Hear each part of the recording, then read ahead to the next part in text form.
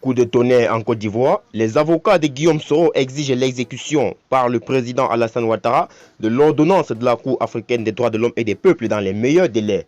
Pour plus de détails, après le générique. Avant de commencer, abonnez-vous à la chaîne et activez la cloche de notification car cela va vous permettre de ne plus manquer les prochaines vidéos. Let's go!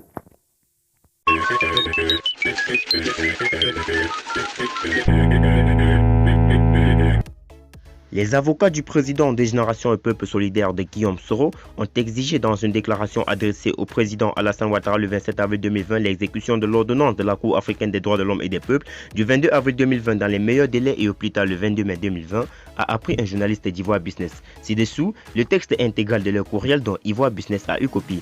Monsieur le président de la République, palais présidentiel d'Abidjan, code 00225 Abidjan, Côte d'Ivoire, par pli postal Email Paris le 27 avril 2020, important, affaire Monsieur Guillaume Kibafori Soro et les autres. Objet, ordonnance de la Cour africaine des droits de l'homme et des peuples en date du 22 avril 2020. Monsieur le Président, nous revenons vers vous en tant que conseil de Monsieur Guillaume Kibafori Soro, président du mouvement Génération et Peuple Solidaire et de 18 autres personnes, députés, conseillers municipaux, maires, médecins, philosophes, militants et frères, tout proches de Monsieur Guillaume Soro et son mouvement arrêté à partir de la nuit du 23 décembre 2019 et arbitrairement détenus en Côte d'Ivoire mépris des procédures idoines. Le 2 mars 2020, une requête a été introduite devant la Cour africaine des droits de l'homme et des peuples contre la République de Côte d'Ivoire sur le fondement de la violation de leurs droits humains tels que protégés et garantis par la Charte africaine des droits de l'homme et des peuples et le pacte international relatif aux droits civils et politiques afin d'obtenir une urgence des mesures provisoires visant à mettre un terme à ces violations manifestes. De tiers par ordonnance en date du 22 avril 2020, la Cour africaine des droits de l'homme et des peuples a, à l'unanimité sur le fondement de l'article 27 alinéa 2 de son protocole selon lequel, dans le cas d'extrême gravité et lorsqu'il s'avère nécessaire d'éviter des dommages irréparables à des personnes, la Cour ordonne les mesures provisoires qu'elle juge pertinentes, fait droit aux demandes des requérants en ordonnant à l'État défendeur de surseoir à l'exécution du mandat d'arrêt émis contre Guillaume Kibafori Soro, de surseoir à l'exécution des mandats de dépôt décernés contre les requérants Alain Lomognon, Kamran Lukiman et bien d'autres, ainsi de les mettre en liberté provisoire. Fait un rapport à la Cour sur la mise en œuvre des mesures provisoires ordonnées par la présente décision dans un délai de 30 jours à compter de la date de réception. Compte tenu de l'adhésion de la Côte d'Ivoire à la Charte africaine des droits de l'homme et des peuples, ainsi que de sa déclaration de reconnaissance des compétences de la Cour africaine en date du 9 juin 2013, nous ne pouvons douter du fait que l'État de Côte d'Ivoire applique la décision rendue le 22 avril 2020 par la Cour africaine.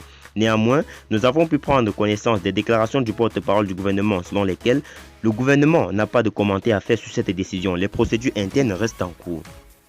Refuser d'exécuter la décision de la Cour africaine reviendrait à mépriser la primature des traités et à méconnaître l'autorité de la décision de cette Cour qui s'impose à l'État de Côte d'Ivoire au titre des engagements internationaux. Cela signifierait également que les mesures coercitives émises contre nos mandats puissent être maintenues en violation de leurs droits fondamentaux et au mépris de toutes les règles de droit. Nous ne pouvons nous résoudre à en croire à cette hypothèse qui consacrerait la fin de l'état de droit en Côte d'Ivoire. Ainsi, nous vous demandons par la présente de bien vouloir vous assurer de l'application des dispositions de l'ordonnance de la Cour africaine du 22 avril 2020 dans les meilleurs délais et au plus tard le 22 mai 2020. En ce compromis, 3 sur 3, l'observation du statut co-ante jusqu'à la décision du fond. En d'autres termes, revenir à la situation antérieure au 23 décembre 2019, cela se traduit par la suspension de toute procédure ouverte à l'encontre de M. Guillaume Kibafori Soro, y compris l'audience devant se tenir le mardi 28 avril 2020, ainsi que toutes celles qui pourraient concerner ses proches. La suspension du mandat émis contre M. Guillaume Kibafori Soro, la remise en liberté de nos mandants arbitrairement détenus. Nous vous prions d'agréer, Monsieur le Président, l'expression de notre très haute considération.